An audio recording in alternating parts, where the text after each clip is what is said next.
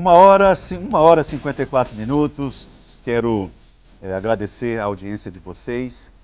Se você perdeu o primeiro bloco do programa, nós estamos conversando com o superintendente da Controladoria Geral da União, aqui no Acre, o Nilo, o auditor. Tem aqui, eu já vou abrir aqui com a pergunta do... Aliás, deixa eu só aproveitar aqui a deixa do bloco anterior. Seu José, conversando aqui com o Nilo, informalmente, né? Porque ele não vai falar aqui na condição de superintendente da CGU, porque não guarda relação com o trabalho da CGU. Mas uma orientação, vá para o Ministério Público. Vá no Ministério Público, fale isso aí. Ah, mas eu já fui, vá de novo. Talvez o senhor não tenha o governador sentado na calçada, né? Como foi aquela situação lá em Cruzeiro do Sul, o senhor se lembra?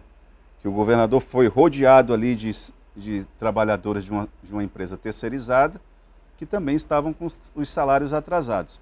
Ele sentou e deu um carão em algum assessor por aí. Talvez o senhor não tenha essa imagem, né? Mas vá lá no Ministério Público. É um bom caminho. Tem aqui uma fala do Chicão Brígido. Chicão Brígido é uma autoridade ali no bairro Estação Experimental. Boa tarde, Itaã. Pergunte ao senhor Nilo se a equipe dele, da CGU, tem braços suficientes para fiscalização a contento e se eles trabalham em parceria de informações com os poderes Legislativo Estadual, a Assembleia Legislativa e as câmaras municipais. Um abraço do Chicão Brígido. Muito obrigado, Chicão, pela sua participação. E aí, Nilo?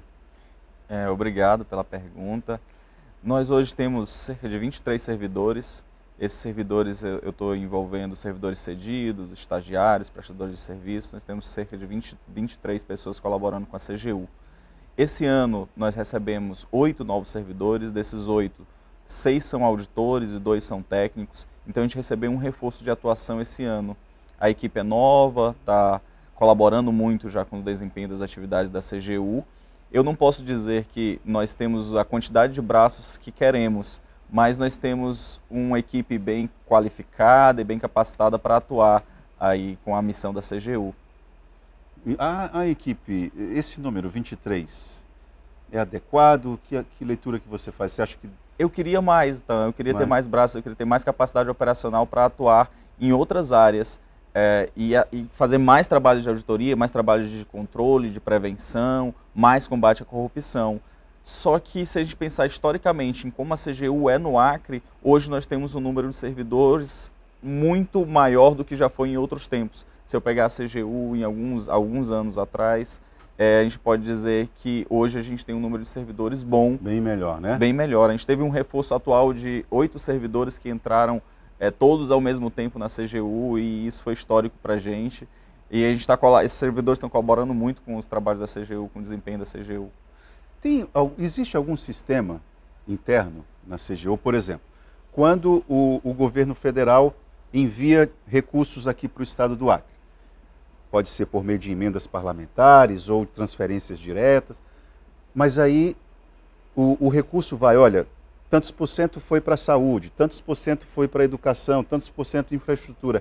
A partir disso é que você demanda a sua equipe, olha, fulano, vamos priorizar infraestrutura. É assim que funciona? Existe esse sistema? Boa pergunta também. Eu vou só complementar a resposta para o Chicão, que ele falou das nossas parcerias com a Câmara Legislativa, com a Assembleia Legislativa. Eu que não atentei, desculpa. Isso. Quando ele fala sobre isso, eu vou citar que esse ano a Câmara Legislativa Municipal de Rio Branco fez adesão à plataforma Fala BR, no sistema de ouvidoria, e a CGU contribuiu com eles, cedendo o sistema de informação para eles fazerem um controle das demandas de ouvidoria deles e fazendo a capacitação da equipe da Câmara Municipal para que eles pudessem formar a equipe que vai atender as demandas de ouvidoria. Então, como eu falei, a CGU também trabalha com prevenção e com ouvidoria. A gente colabora não só com a Câmara Municipal de Rio Branco, como com várias câmaras legislativas do Acre, com várias prefeituras municipais, cedendo sistemas de ouvidoria, cedendo sistemas da Lei de Acesso à Informação, para que essas prefeituras possam utilizar esses sistemas que já estão prontos, sem custo nenhum, e também capacitamos a equipe para que elas atendam às demandas de ouvidoria. Ainda não tivemos esse acesso na Assembleia Legislativa, mas no ano de 2023, com certeza, nós vamos manter contato com a Assembleia Legislativa para implantar um sistema de ouvidoria lá, para contribuir com a melhoria da gestão da Assembleia. Aliás, Nilo, bem lembrado, porque vou lhe dizer, você não teve acesso ainda à Assembleia Legislativa, além de lembrar que a Assembleia Legislativa algumas operações da Polícia Federal já tiveram como mote a nossa Assembleia Legislativa.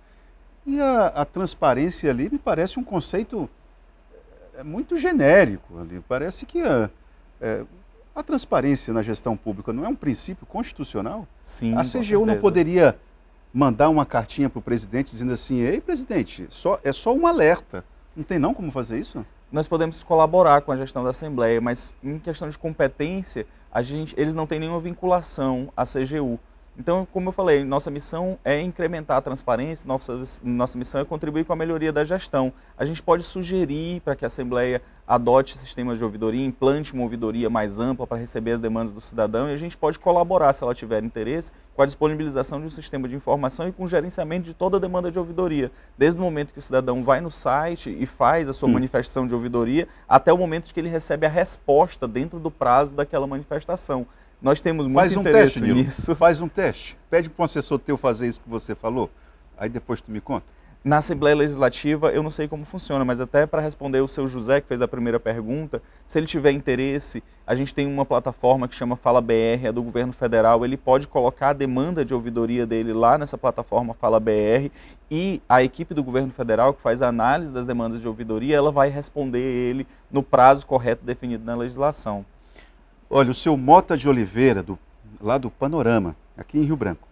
Itaã, se o nome já diz tudo, Controladoria Geral da União, será que este nome não faz jus a tantos pedidos desregrados, sem fiscalização, por um setor tão importante das economias do Estado, como alguns gastos feitos pela Prefeitura ultimamente? É o seu Mota. Ele está dizendo aqui, ó, ele está criticando a Prefeitura ele não falou aqui Prefeitura de Rio Branco, mas fica dito aqui, sugerido, que ele está se referindo à Prefeitura de Rio Branco. E aí? Sim. Como eu falei, nós atuamos na fiscalização de recursos federais. Eu preciso que ele faça uma demanda de ouvidoria, eu preciso que ele faça uma manifestação lá, uma denúncia ou algo do tipo na nossa plataforma Fala BR, para que eu possa avaliar o que está acontecendo. Se envolver gastos federais, com certeza é uma linha de atuação da CGU e a gente pode incluir no nosso plano de trabalho. Aí, esclarecendo como que a gente identifica a nossa forma de atuação, né, que foi sua pergunta anterior. Como que a CGU define em quais trabalhos ela vai atuar? Eu vou iniciar falando de um sistema de informação de inteligência artificial que a gente tem, que chama Alice. Hoje a CGU ela trabalha muito com ciência de dados e com tecnologia da informação, então a gente tem um analisador, um robô, que fica analisando processos licitatórios dos órgãos federais. Quando ele vê algum problema, ele já alerta. Quando ele vê algum padrão de problema, ele já alerta os auditores, ele manda um e-mail lá para a gente e ele gera um alerta num sistema de informações que nós utilizamos para que a gente faça a análise daquela licitação. Ele diz lá para mim, olha, essa licitação ela tem um risco alto de ter algum problema. Um exemplo clássico é, olha, o sócio dessa empresa aqui que foi contratado por alguns milhões, ele é beneficiário do Bolsa Família, então a gente tem um risco de que essa empresa aqui, ela tenha algum problema. Então, o auditor, a pessoa humana, passa a fazer a análise dessa auditoria baseado em critérios de risco que foram identificados por um sistema de informação, que a gente conhece como Alice. E a gente tem lá diversos outros sistemas que nos ajudam a desempenhar o nosso trabalho no dia a dia. E a gente também faz um trabalho baseado em risco, de auditoria baseado em risco. A gente identifica no ano de 2022, por exemplo, quais seriam os trabalhos que mais atenderiam às demandas da sociedade e planeja a execução desses trabalhos para 2023. E a gente faz esse planejamento baseado no risco das políticas públicas, nos riscos das contratações que gerariam mais relevância, que teriam mais relevância para a sociedade. Eu acho que o governo do estado do Acre tem te dado pouco trabalho, então, né, o Nilo, porque quase não tem obra pública. Teve a casa do Papai Noel, que já tem, que inclusive já foi apontado ali alguns problemas. Tem aqui o José da Vila Acre, olha só. Itaã, pergunte ao entrevistado se os recursos destinados pelo governo federal para o combate à Covid, qual o montante e se os recursos foram aplicados devidamente. O seu José, lá da Vila Acre. Eu não saberia precisar o montante de recursos transferidos exatamente. Mas a Alice te apontou algum problema? Com certeza. Nós tivemos alguns problemas, né, durante a execução do Covid, a gente já começou ali a pandemia com uma operação em conjunto da CGU com a Polícia Federal, que foi a Operação Asepsia. Então, a gente combateu vários ilícitos durante a pandemia e a gente fez um trabalho de monitoramento dos gastos com Covid de todo o Estado. Então, todos os gastos que eram executados com recursos do Covid, a gente estava monitorando, além do desempenho do Alice, a gente estava monitorando com auditores da CGU. O governador Gladson Cameli capitalizou politicamente a gestão durante a pandemia. A Alice corrobora isso, reforça isso, e eu queria que você aproveitasse, já que o assunto é saúde, que você falasse a respeito do problema relacionado à licitação na CESAC. Então, o governo do estado fez diversas contratações com recursos relacionados ao Covid. A Asepsia, por exemplo, a Operação Asepsia. A Operação Asepsia foi na Prefeitura de Rio Branco. Foi na Prefeitura, não no governo, né? Foi na Prefeitura, não no governo. Mas eu vou falar especificamente da questão dos resíduos de saúde, que foi um trabalho recente que a gente publicou, que também foi um trabalho preventivo. Nós conseguimos fiscalizar a CESAC antes que ela executasse qualquer gastos relacionados à coleta de resíduos de saúde, que é mais conhecido como lixo hospitalar, né? Que estão nas unidades de saúde, eles contratam uma empresa para fazer a coleta desses resíduos. Então, nós identificamos que a CESAC teria contratado uma empresa por um preço bem maior do que ela estava pagando, porque ela tinha uma contratação anterior, e nós identificamos que o preço contratado seria bem maior do que o preço contratado anteriormente. Então, isso ligou um alerta para a CGU. Foi um trabalho realizado com monitoramento de gastos que nós estávamos realizando. Diante do monitoramento de gastos, nós vimos a contratação dessa empresa que foi contratada pela CESAC, nós iniciamos o trabalho de fiscalização. E esse trabalho também foi baseado em pesquisa de mercado. Por quê? Porque para a gente afirmar, para a CGU poder afirmar que o preço praticado é um preço alto, a gente precisa de uma referência. E o que mais, o fator mais crítico nessa contratação da CESAC foi o preço de referência buscado durante a licitação, durante a fase interna da licitação. A CESAC consultou o mercado novamente e o mercado disse para ela que ela poderia aceitar um valor bem alto, que seria, na nossa visão, incompatível com o valor de mercado. E durante a fase do pregão, que as empresas oferecem os melhores preços, a CESAC desclassificou as 3 empresas que ofertaram os melhores preços. Isso indica alguma coisa? 4 empresas ofertaram o maior preço. Indica, na verdade, uma questão legal. As empresas que foram desclassificadas, elas não obedeciam aos critérios do edital, os critérios de habilitação do edital que estavam previstos. E, infelizmente, elas foram desclassificadas. Só que elas ofereceram preços, em média, de R$ 5,40 por quilo de resíduo coletado. E a empresa que foi a vitoriosa do certame ofereceu o preço de R$ 10,90. O dobro, praticamente. Mais que o dobro. Então, a gente tem uma diferença muito grande entre a média de preço das 3 empresas que ofertaram os melhores lances e o preço que foi o preço contratado pela CESAC. Aí, Nilo, me perdoe, aí é um momento em que a burocracia é meio burra. Porque você tem empresas que não obedeceram às regras, mas têm um preço maravilhoso. E aí, como é que fica? Poderia ter sido feita uma negociação com a empresa que cumpria as regras de habilitação para que ela ofertasse um preço igual ou ali na média das que ofertaram os melhores preços. Mas isso não foi feito para a CESAC e acabou levando a uma auditoria. E durante a auditoria a gente não se limitou a esses preços. Os auditores foram buscar no mercado quais eram os preços praticados pelas unidades de saúde privada. Qual era o preço praticado no Santa Juliana, qual é o preço praticado na Unimed, qual é o preço praticado na Santa Casa. Quanto que os entes privados estão pagando pelo mesmo serviço, que é a coleta de resíduos de saúde. E aí a gente identificou que as empresas privadas estariam pagando ali algo entre R$ 5 e R$ 6 por quilo de resíduo coletado. E a CESAC ela tem um volume de resíduos muito maior do que as empresas privadas. Daria para negociar então, né? Já que você exatamente. Quanto mais volume eu tenho, maior meu poder de barganha com o preço.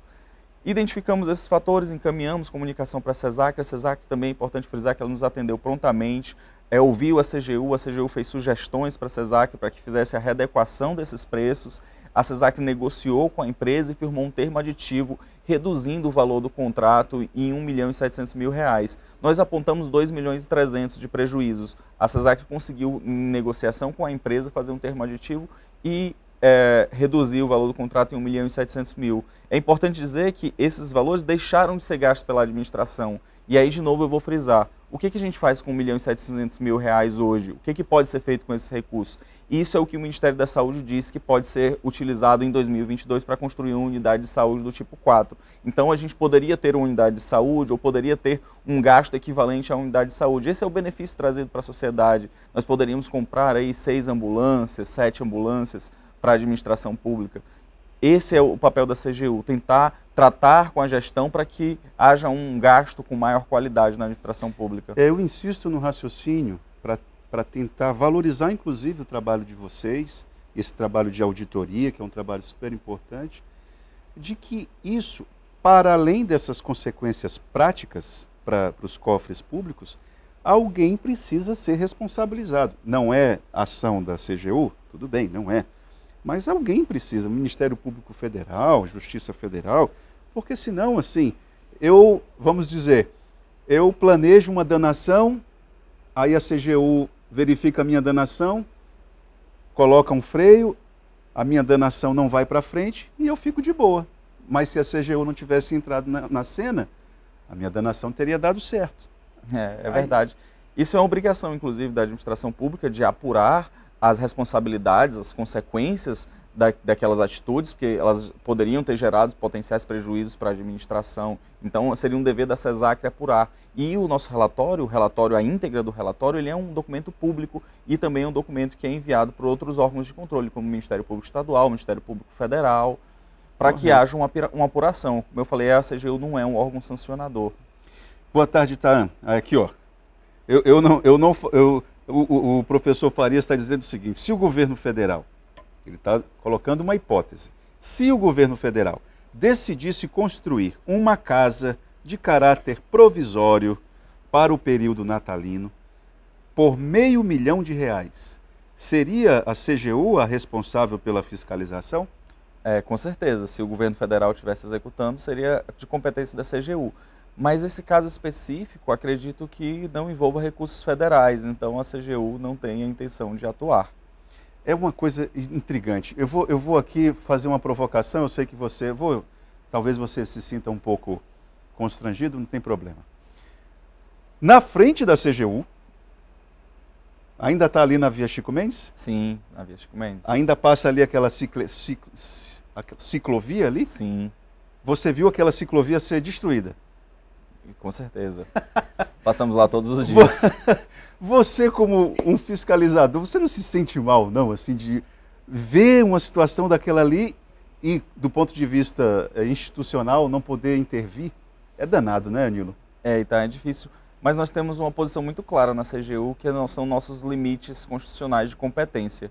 Então, se nós não temos competência para atuar, nós tentamos não interferir e deixar para que os outros órgãos de controle que tenham competência específica para que eles atuem. Então, esse caso específico da obra, é uma obra na frente da CGU, eu passo todos os dias e vejo, mas nós não temos competência específica para falar sobre o assunto. Eu fiz uma provocação para a gente entender assim, como que a gestão pública, ela exige o respeito do espaço de cada um, né? Exatamente. Você é da CGU, aquilo ali deveriam outros personagens estar atuando, né? Porque chega a ser um desrespeito aquilo ali.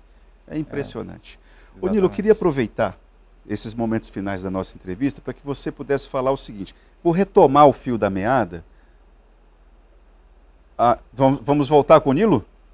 Então vamos fazer o seguinte, vamos fazer o intervalo agora, que nós vamos continuar com o Nilo. Eu acabei de saber aqui porque tivemos problemas, então a gente vai pedir para o Nilo segurar um pouquinho aqui, porque vamos continuar com a Controladoria Geral da União aqui no Gazeta Entrevista.